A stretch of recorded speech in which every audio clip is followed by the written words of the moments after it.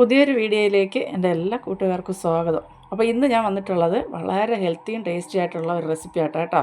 അപ്പോൾ ഒരു കപ്പ് നമ്മുടെ നുറുക്ക് ഗോതമ്പുണ്ടെങ്കിൽ നമുക്ക് ഈ റെസിപ്പി തയ്യാറാക്കി എടുക്കാം. അപ്പോൾ ഞാൻ ഒരു കപ്പ് എടുത്തിട്ടുണ്ട്. നിങ്ങൾക്ക് എത്ര വേണമെന്ന് വെച്ചാൽ എത്ര പേരുണ്ട് അതിനനുസരിച്ച് കൂട്ടുകയും കുറയ്ക്കുകയും ചെയ്യാം. ഇനി നമുക്ക് ഈ നുറുക്കിയ ഗോതമ്പ് നല്ലപോലെ ഒന്ന് കഴുകിയെടുക്കാം. അപ്പോൾ നല്ലപോലെ ഒരു 3-4 വെള്ളം ഒന്ന് കഴുകിയതിന് ശേഷം നമുക്കത് നികക്കെ വെള്ളം ഒഴിച്ചൊന്ന് ഒരു അരമണിക്കൂറൊന്ന് കുതിരാനായിട്ട് മാറ്റി വയ്ക്കാം. അപ്പോൾ വളരെ ടേസ്റ്റാണ് കേട്ടോ. അപ്പോൾ വീഡിയോ കണ്ട് ഇഷ്ടപ്പെടുകയാണെങ്കിൽ ആ സമയം കൊണ്ട് തന്നെ ഞാൻ അതിനാവശ്യമുള്ള ബാക്കി വെജിറ്റബിൾസൊക്കെ അരിഞ്ഞ് റെഡിയാക്കി വെച്ചിട്ടുണ്ട്. വീഡിയോ കണ്ട് ഇഷ്ടപ്പെടുകയാണെങ്കിൽ ലൈക്കും ഹൈപ്പും തരണം. അതുപോലെ തന്നെ നിങ്ങളുടെ പ്രിയപ്പെട്ടവർക്കെല്ലാം ഒന്ന് ഷെയർ ചെയ്ത് കൊടുത്ത് തന്നെ സപ്പോർട്ട് ചെയ്യാനും മറന്നു പോകരുത്. നിങ്ങളുടെ അഭിപ്രായങ്ങളൊക്കെ കമൻറ്റായിട്ട് അറിയിക്കുക. അപ്പോൾ ഇനി നമുക്ക് ഒരു അരമണിക്കൂർ കഴിഞ്ഞതിന് ശേഷം ഞാൻ അതിലെ വെള്ളം എല്ലാം ഒന്ന് മാറ്റിയതിന് ശേഷം നല്ലപോലെ ഒന്ന് വെള്ളം ഊറ്റി മാറ്റിയെടുത്തിട്ടുണ്ട്. ഇനി അതിലേക്ക് നമുക്ക് 2 പച്ചമുളക്, എരിവില്ലാത്ത പച്ചമുളക് ഞാൻ ചേർത്തേക്കുന്നത്. എരിവൊക്കെ നിങ്ങളുടെ ഇഷ്ടത്തിനനുസരിച്ച് ചേർക്കാം. ഒരു ചെറിയ പീസ് ഇഞ്ചി കുനുകുനാന്ന് അരിഞ്ഞതിട്ട് കൊടുക്കുക. ഒരു ചെറിയ സവാള പൊടിയായിട്ട് അരിഞ്ഞത്, ഒരു ക്യാരറ്റ് വലുത് ഞാൻ എടുത്തിട്ടുണ്ട് ഗ്രേറ്റ് ചെയ്തത്, അതും കൂടെ നമുക്കിതിലേക്ക് ചേർത്ത് കൊടുക്കാം.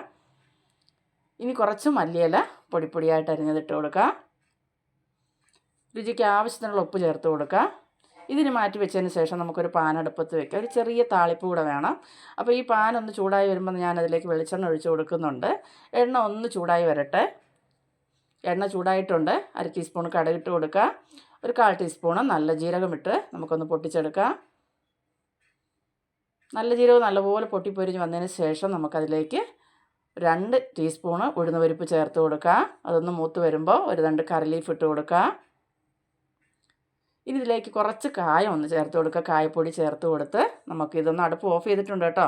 ഇനി നമുക്കിതൊന്ന് നമ്മളെടുത്ത് വെച്ചിരിക്കുന്ന നുറുക്ക് ഗോതമ്പിലേക്ക് ഒഴിച്ച് കൊടുക്കുക. അപ്പോൾ ഇത് തന്നെ ഒരു മണം വരും കേട്ടോ, നല്ല ടേസ്റ്റാണ്. ഇനി നമുക്കിത് നല്ലപോലെ ഒന്ന് കുഴച്ചെടുക്കണം. അപ്പോൾ അതിനു മുമ്പായിട്ട് നമുക്ക് ഒരു 3 ടേബിൾ സ്പൂൺ അരിപ്പൊടി ഞാൻ എടുത്തിട്ടുണ്ട്. അപ്പോൾ നമ്മൾ ഇടിയപ്പത്തിനൊക്കെ എടുക്കുന്ന അരിപ്പൊടി മതിയാവും. 3 ടേബിൾ സ്പൂൺ അതും കൂടെ ചേർത്ത് കൊടുത്തതിന് ശേഷം നമുക്കിത് കൈകൊണ്ട് നല്ലപോലെ കുഴച്ചെടുക്കാം. അപ്പോൾ ഇതിൻ്റെ വെള്ളമൊക്കെ നമ്മൾ ഊറ്റി മാറ്റിയത് കൊണ്ട് ചിലപ്പോൾ വെള്ളം ആവശ്യമായിട്ടുണ്ടെങ്കിൽ തളിച്ച് കൊടുത്ത് കുഴച്ചെടുക്കുക കേട്ടോ. അപ്പോൾ ഇതുപോലെ നല്ലപോലെ കുഴച്ചെടുക്കാം. അപ്പോൾ ആദ്യമായിട്ട് എൻ്റെ ചാനൽ കാണുന്നവർ ചാനലൊന്ന് സബ്സ്ക്രൈബ് ചെയ്യാനും തൊട്ടടുത്തുള്ള ബെൽ ബട്ടൺ ഒന്ന് അമർത്തി ഓൾ എന്നുള്ള ഓപ്ഷൻ ഒന്ന് എനേബിൾ ചെയ്യാനും മറന്നു വരുത് കേട്ടോ. അപ്പോൾ ഞാനിത് നല്ലപോലെ ഒന്ന് കുഴച്ചെടുക്കുന്നുണ്ട്. നിങ്ങളുടെ സപ്പോർട്ടിന് ഒരുപാട് നന്ദിയുണ്ട്. തുടർന്ന് നിങ്ങൾ എന്നെ സപ്പോർട്ട് ചെയ്യുക. വീഡിയോ കാണുന്ന എല്ലാവർക്കും ഒത്തിരി നന്ദി.